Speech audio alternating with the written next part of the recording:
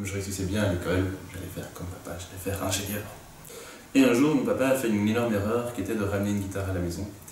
Et je l'ai essayé et il s'est passé quelque chose de pas très logique. C'est qu'au bout de à peu près 2 mois, j'ai décidé que j'allais en faire mon métier, alors que je ne le maîtrisais pas du tout.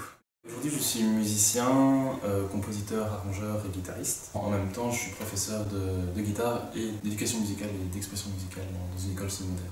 J'ai constamment de la musique dans la tête, dans les oreilles, c'est pour ça que je compose, c'est pour ça que j'arrange. C'est cette volonté de la mettre sur le papier, de la jouer, de la faire entendre, de la pratiquer, d'essayer avec d'autres musiciens, etc., etc.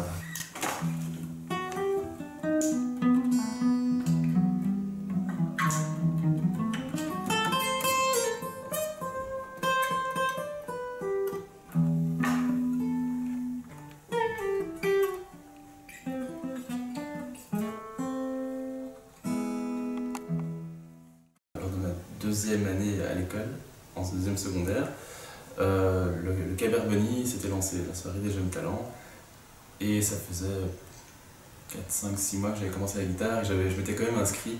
Et puis après j'ai fait tous les Caberboni, donc j'ai pas mal de souvenirs chaque année de cette chouette soirée. Je découvre aussi d'autres élèves qui ont d'autres talents qui ne se montrent pas forcément dans la cour de récréation ou en classe.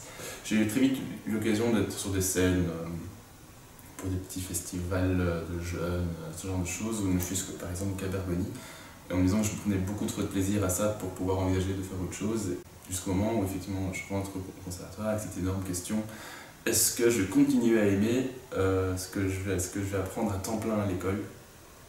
Heureusement la réponse était oui, mais pour beaucoup la réponse est non.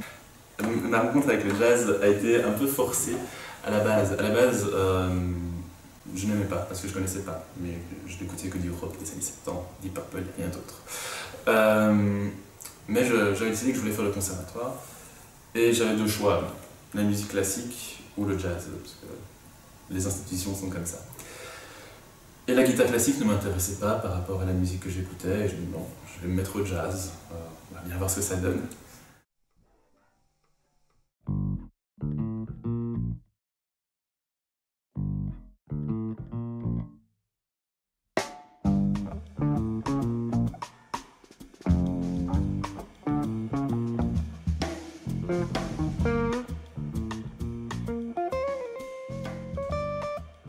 Et ce trio, par accident, est un soir devenu un 7-tête. Donc on est 7 à jouer toujours autour de mes compositions et arrangements. C'est assez chouette pour un compositeur de pouvoir se dire qu'à tout moment, ce qu'on entend peut intervenir dans nos compositions. Par exemple, le répertoire de mon 7-tête regorge d'influences rock. Évidemment, c'est par ça que j'ai commencé, et de musique classique, des passages plus hip-hop.